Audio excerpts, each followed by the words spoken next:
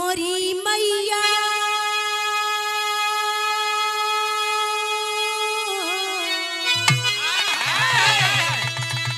मैया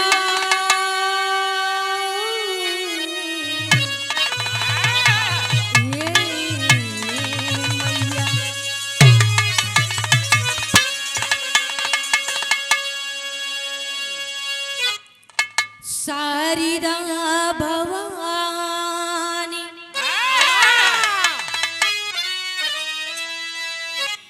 सारिदा भवानी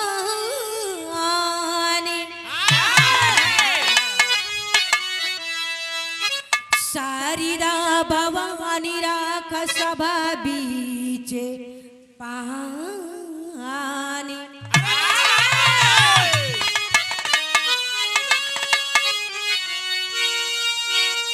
हाथी जोड़ी पड़ती बानी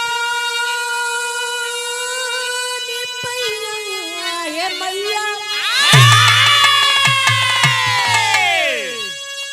अरे तो दुखियन में दिन है ये माई दुखियन में दिन है अरे बुधियों के ही नहीं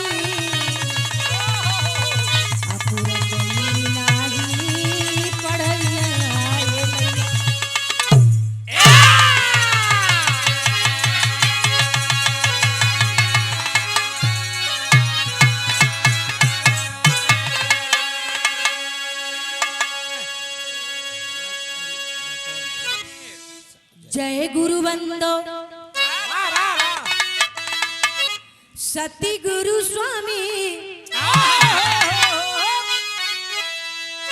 अभी सदा झुकई बैमा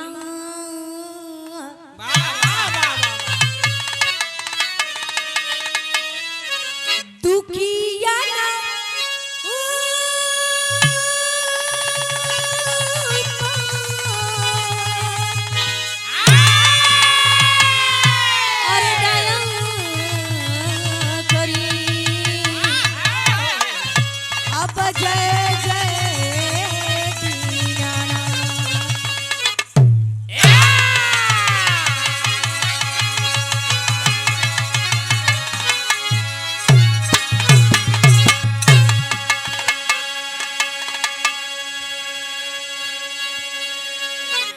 सबसे पहले इस पावन पवित्र वसुंधरा के धरती को नमन बंदन अभिनंदन करती हूँ और ऐतिहासिक धरती बनारस को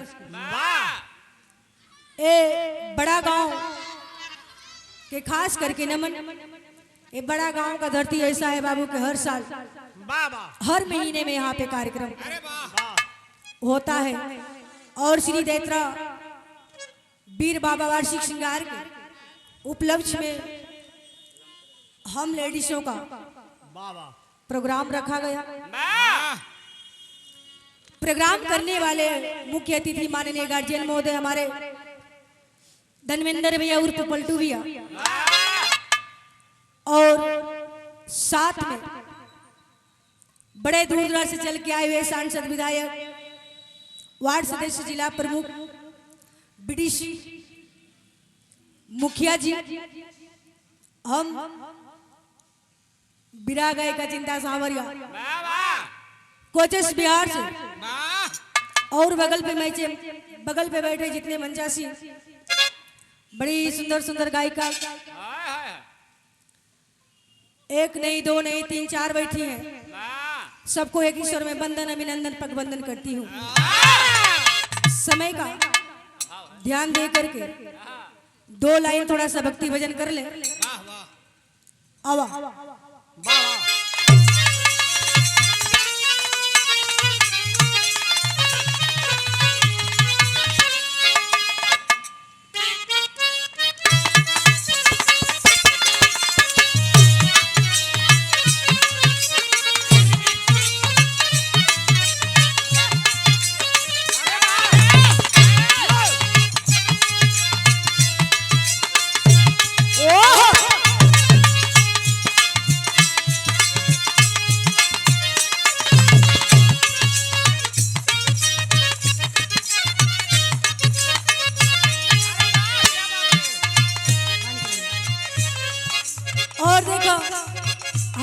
मास्टर साहब बड़ा ही सुंदर गीत का संकेत करत हो, लेकिन गीत से बढ़िया भाव बा।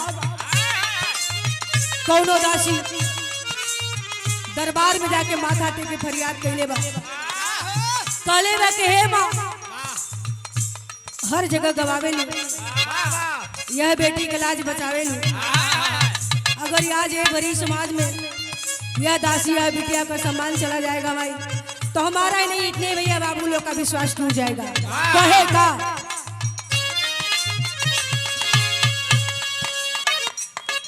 अरे यावे में माई काहे करेलू देरी,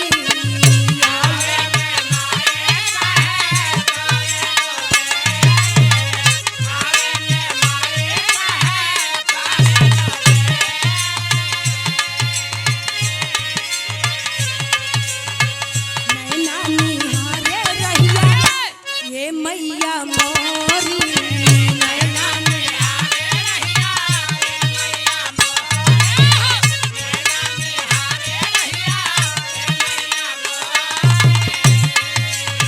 आखिर क्यों लेट हो रहा है दासी करे क्या? आवे में माई काहे करेलू देरी, नैना निहारे रहिया ए मैया मोरी। एक बात और देखा देवे के ममता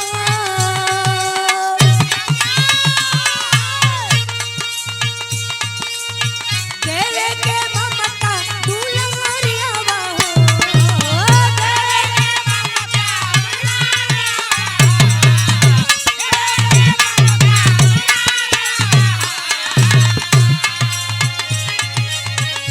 देवे के ममता देवे के ममता दुलारिया हो, दर्शन दिलिया बनाए मैया हो, हंस पे सवारिया ए हो।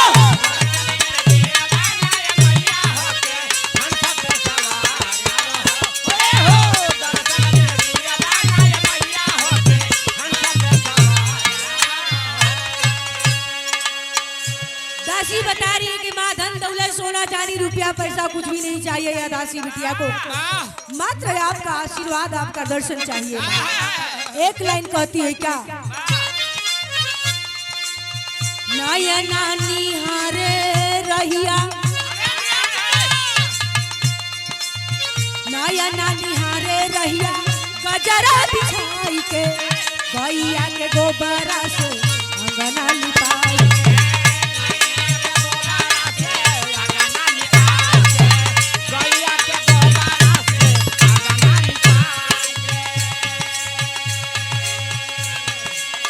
नयना निहारे रहिया गजरा बिछाई के, गैया के गोबरा से अंगना लिपाई के, गैया के गोबरा से अंगना लिपाई के, गैया के गोबरा से अंगना लिपाई के।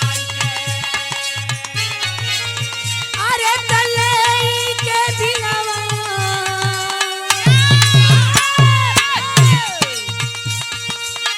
ले के बिलवा सितारिया हो, ले के बिलवा सितारिया हो,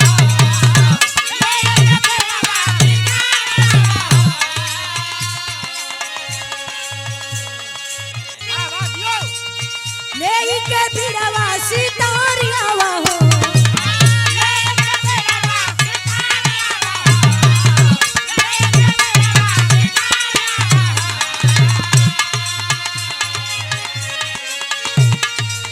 ले के बिलवा सितारिया हो, दर्शन दिलिया बनाए मैया हो, हंस पे सवारिया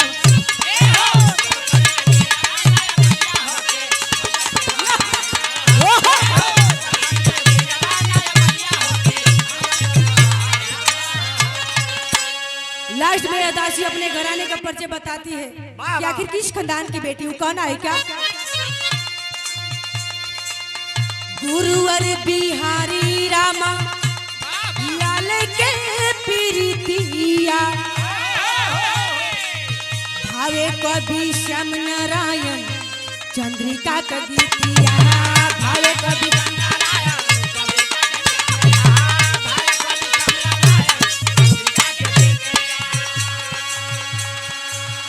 गुरुवर बिहारी रामा लाल के पीरितिया भावे कवि श्याम नारायण चंद्रिका के गीतिया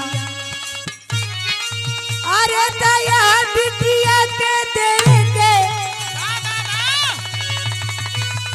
यह दासी के देवे के दुलारिया हो अरे दर्शन बिन जिया बनाए मैया हो हंस पे सवारिया हो ये हो दर्शन बिन जिया बनाए मैया हो हंस पे सवारिया हो ये हो